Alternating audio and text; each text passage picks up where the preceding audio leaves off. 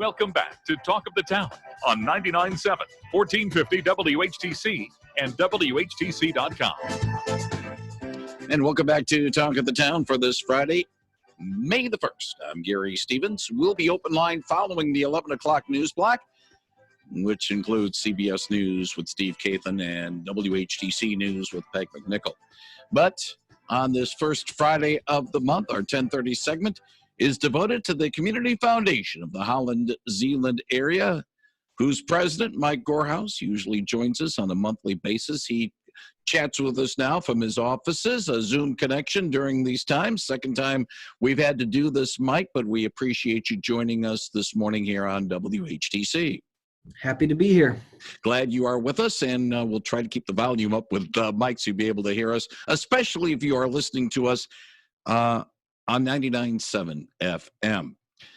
Before we begin some of the things that we have in front of us here about the Emergency Human Needs Fund update, tell us a little bit about the latest involving CareOttawaCounty.com. We had Patrick Sisler 24 hours ago chatting about it on his end. Of course, he is with the Lakeshore Nonprofit Alliance, and of course, you're also very much involved with CareOttawaCounty.com. Yeah.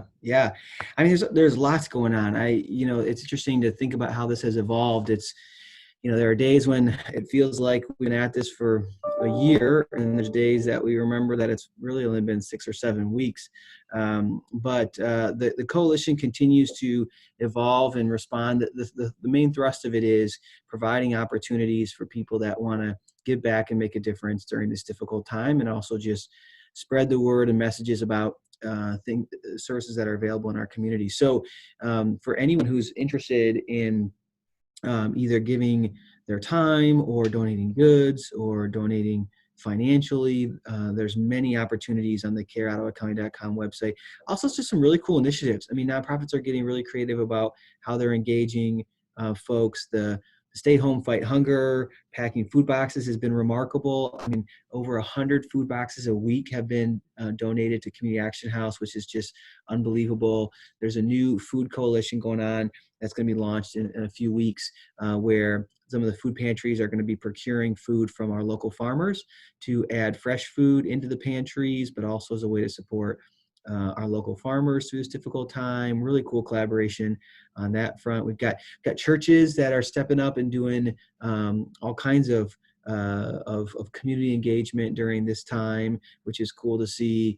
The mask making. I mean, there's this group of folks that are making thousands of masks for frontline workers. So really, it's pretty neat to just see the number of people that are working together. And the other thing I'll say that's interesting about this particular coalition is it is very helpful for us as we navigate new resources being brought online quickly. So if you think about it, the Federal CARES Act, kind of stimulus bill number 3, if you want to call it that, $2 trillion, it's a lot of money, and it's flowing down, and some of it went quickly, right? So the stimulus checks were the first things they were trying to get out, and everyone's heard about the small business payroll protection program. But there were lots of other things in that bill that are starting to cascade down. So the state of Michigan's going to get $400 million for our schools, and that'll be divvied up amongst the state for schools.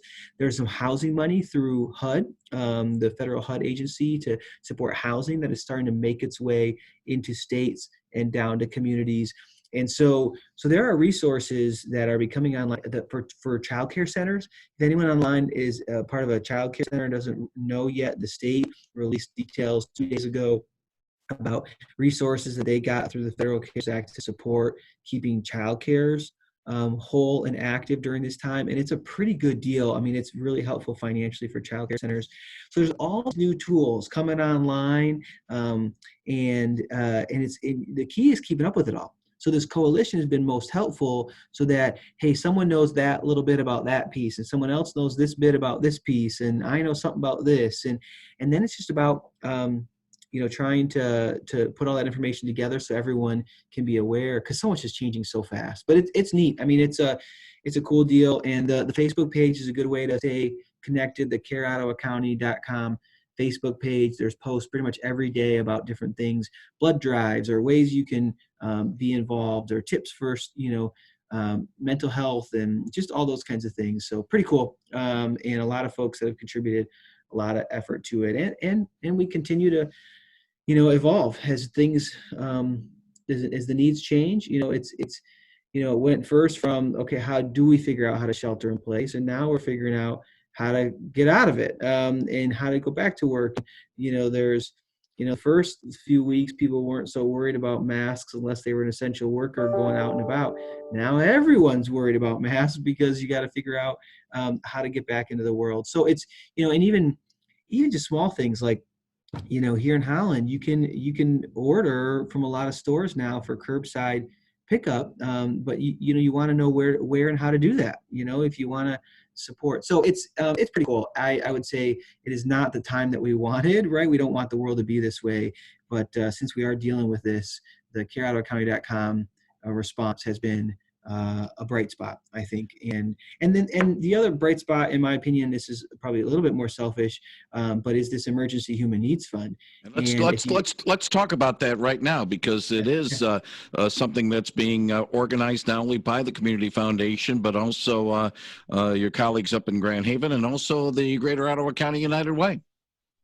Yeah, so you have these three entities that all do funding in the community. And from day one, we said we're going to do this thing together. Donations can come through any of the three organizations. They funnel up to one place. And each of us put in $30,000 to start. The two Commute Foundations and United Way. So we had $90,000 to start.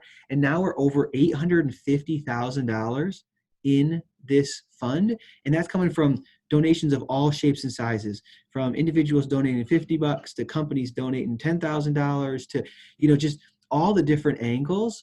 And that's remarkable. I mean, in 5 weeks' time, over $850,000 has been contributed.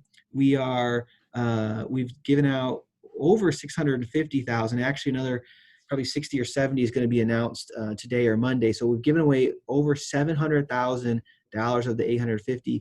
And the point of it was to get dollars into nonprofits' hands quickly. So we knew the needs were going to spike. We knew nonprofits were in a tough spot. We wanted to give them flexibility to be able to respond. So it's our food pantries, it's our homeless shelters, it's Good Samaritan Ministries, it's our mental health providers. It's trying to get a bunch of our health clinics on telehealth. So we funded all of them to try to get up to the telehealth speed. It's really about how do we respond to this acute, first stage need? There's going to be a second stage. Every crisis has kind of the immediate crisis, and then it's kind of recovery. How do you start to come back? So this fund was meant for this immediate need, and so it's pretty cool. I mean, the fact that all three are doing it together, the fact that the community has stepped up so much. I mean, we had a bank, Old National, gave $3,000 yesterday. Consumers Energy gave $10,000 last week. Lots of individual and private donors. Herman Miller chipped in from their foundation early on. So you've got these, Meyer chipped in a good chunk, churches, and Getty Church donated. I mean, you really have, the donor list is hundreds. I mean, it's hundreds and hundreds of folks of all shapes and sizes. Okay, now, clarify this for me for a second, Mike Goorhouse from the Community Foundation. By the way, if you have a question for Mike, he'll take it at 395-1450. All right, 800,000 plus has gone in. Over 650 has gone out. How has it gone out? How is it being used to directly help those in need? Can you sort of explain that? Yeah, yep. So the focus of the fund is, we see the way we describe it is we're trying to keep people in our community fed, housed, and healthy. So food, housing, and health. And it's non-COVID related health. I mean, the hospitals and everyone else is dealing with COVID. This is the other kinds of things. So this coalition of funders, the three of us together make decisions. And I'll tell you, the first probably 2 weeks, it was just us sending dollars out. So there was no kind of application process or anything like that. We just knew food pantries and our same as our county's HAR, they call it, the Housing Advocate Resource Network. And so rent and utility assistance. I mean, we knew folks were going to need this stuff, so we just kind of started sending checks out. About the 2 weeks in, then there started to be more of a process. So nonprofits that were interested applying for these funds, who were providing either food, housing, or health-related services to the folks that they serve could apply. It was super simple application. It was literally a paragraph, and we asked them basically to share 3 things. One, how are you providing food, housing, or health-related services? What level of need are you providing for currently? And what are the costs associated with that? And then what level of need do you think you could serve if you had the dollars to do so? And they responded to that. And the 3 of us, organizations, we start the first a month, we met twice a week, Tuesdays and Fridays, and we made decisions every Tuesday and every Friday. We were just really trying to get dollars out quickly, because dollars be coming in, and then we'd send them out. Dollars be coming in, and we'd send them out. And then about 2 weeks ago, we switched to meet just once a week. The inflow of dollars had slowed down, so now we meet once a week and make decisions. So yeah, we're going to announce another, I think 60 or 70 probably tomorrow or Monday. And then next week, we'll probably do a little bigger round, maybe 100 to 125. And we'll be pretty close to trying to kind of get all these dollars out the door. But we are really looking at all kinds of organizations. So you've got your core ones you'd imagine, your Salvation Armies, your Holland Rescue Missions, your community action houses, your His Harvest Stand ministries, those kinds of things. But then you also have other organizations that are that serve a unique population, that are stepping up and providing services that they haven't necessarily in the past. So a good example, the Bridge here in Zeeland, they don't typically do food, but they were a site for the school's food distribution. So they decided to add a little food kind of angle to their work for the parents and families that were there to get meals for their kids.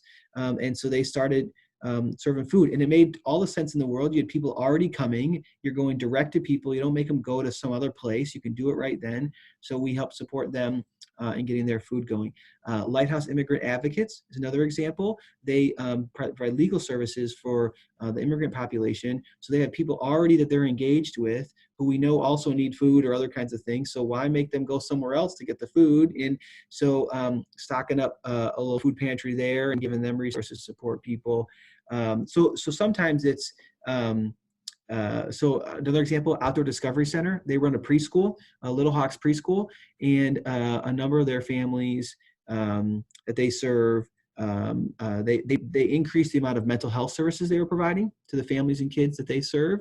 And so we helped fund that because they had a direct connection relationship with people. So it's a combination of your traditional rent assistance, utility assistance, housing, food kind of organizations, and others who just happen to have relationships with people that have needs that we are supporting as well. Mike, I'm going to throw this at you, and you alluded to it a little bit earlier, the fact that you were meeting, more often than you are now because the money was starting to go down. How big of a concern are you, not only with this Human Needs Fund, but also some of the other charitable things that some of the enthusiasm that might have been there when we first stepped into this adventure, for lack of a better term, of COVID-19. Now the enthusiasm sort of wanes, and that's, I hate to say it, human nature. Yeah, that's true, Gary. I mean, so each of us are funders. So the two community foundations and United Way have, over the last few weeks, been starting to plan what we're calling our stage 2 response. So this first stage was really kind of all basic needs, and just trying to get as much dollars out to folks in need as we can. So the stage 2 for each of us is going to say, okay, we now have a better sense of what the federal stimulus dollars are going to be and where they're going and who's getting dollars and who aren't getting dollars. We have a better sense of what local need is going to be, especially as we start kind of bringing things back online and figuring out how many of those layoffs were permanent or short term and those kinds of things. And so then it's about figuring out what phase 2 response is. In each of our cases, we will allocate resources that we have from our own dollars, but we'll also be seeking to raise additional dollars for that work. There's no question that it is way easier, quote unquote, to raise the dollars in the immediate than it is that kind of stage 2.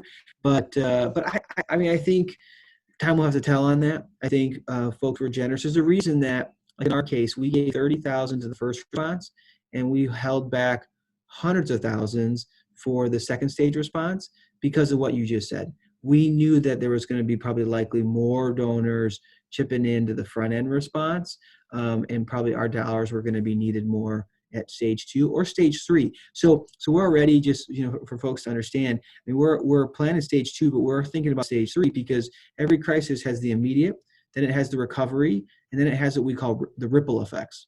So you have the recovery period, which is the next probably 6 to 8 months to figure out how we kind of try to dig out of this hole that we were put in.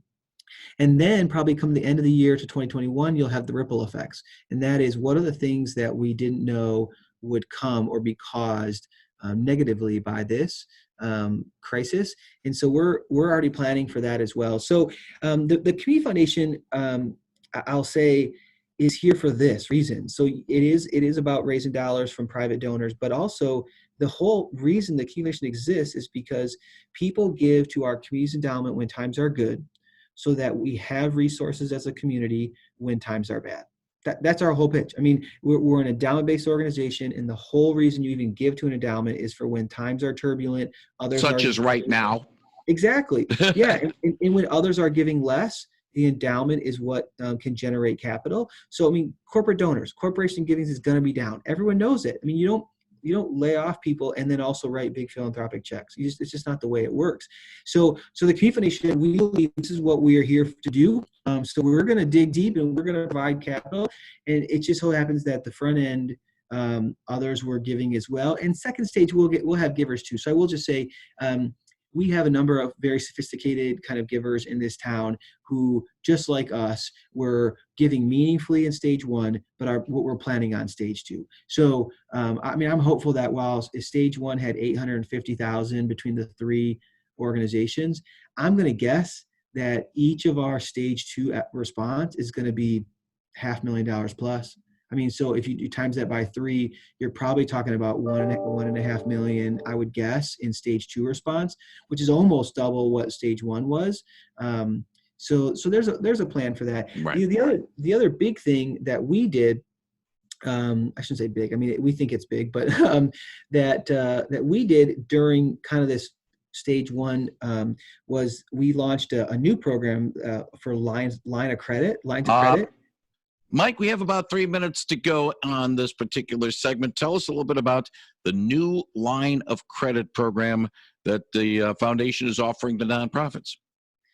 Yeah, so we were responding to the need for nonprofits to have access to capital so they could plan for their services. So people had to cancel their spring fundraising events. They maybe had to shut their resale store. They were losing revenue quickly, and yet their needs were going up. And so beyond grants, we tried to figure out a way to leverage our assets to also help nonprofits. And so we partnered with the bank, West Michigan Community Bank, and we guaranteed up to $2 million in lines of credit for nonprofits. And so the way a line of credit works is you draw on it, you use the cash now, but you have to pay it back over time. It's a 3-year line of credit, which would allow our nonprofits to have access to capital during the crisis and then pay it back in future years as things become a little more stable. And so pretty cool. We are just on Monday, going to announce 11 lines of credit for folks. And we are also going to reimburse the interest for those lines of credit for the first 2 years. So basically for these 11 nonprofits, they're going to have access to capital and they can use it now, and no interest, that they're going to have to pay for the first couple of years. And then pay it down by year 3. And it was just a different kind of creative, innovative way. It's the bank's money, it's their line, their dollars, but we are guaranteeing them. So what that means is the bank wasn't underwriting the nonprofit, they were underwriting the Commute Foundation and our assets. If for some reason someone can't pay it back over 3 years, we would then pay it back at that point. But that made it go really fast, because a lot of nonprofits don't have assets to back up a line of credit, other kinds of things. So it doesn't cost anything to their kind of credit or their ability to take out other loans. It was an idea from someone else in our field, and we said, we can do that. Let's do it. We made it happen, gave folks a few weeks to apply. They applied and we made decisions. So start to finish in a month, from the idea announcement on Monday, and another couple $1 million is going to be in the bank accounts of nonprofits to use during this crisis, which is a pretty cool deal. Now, one final thing is the quarterly grant program that the foundation normally has. That's put on hold because of the situation. Correct. Yep. Good clarification. So, so when I talked about our stage 2 response and our stage 3 response, the dollars that we would have normally used for our regular grant cycle is what we're going to use for that stage 2 and stage 3 response. So that is, we basically changed the way we'll deploy capital for at least probably the next 9 or 12 months. And then we'll kind of re-wrestle in 2021 again. CFHZ.org is the website for the Community Foundation of the Holland Zeeland Area, and careottawacounty.com is the other website that we will put links to on our website at WHTC.com. We put the audio portion of our podcast of this interview on WHTC.com. Video with Mike Goorhouse. We're recording as we speak, and we'll put that up on our Facebook page, 99.7 and 1450 WHTC, a little bit later on this afternoon. Mike Goorhouse from the Community Foundation of the Holland Zeeland Area. We appreciate you joining us in our Zoom conversation today, talking with us, and we look forward to chatting with you again, hopefully in person. If not, we'll do it again this way next month. Sounds good. Thank you very much, Mike Goorhouse from the Community Foundation of the Holland Zeeland Area. Up next, it is CBS News with Steve Kathan, followed by WHTC News with Peg McNichol. Some open line time, and then we'll have the WHTC Midday Report at the bottom of the hour.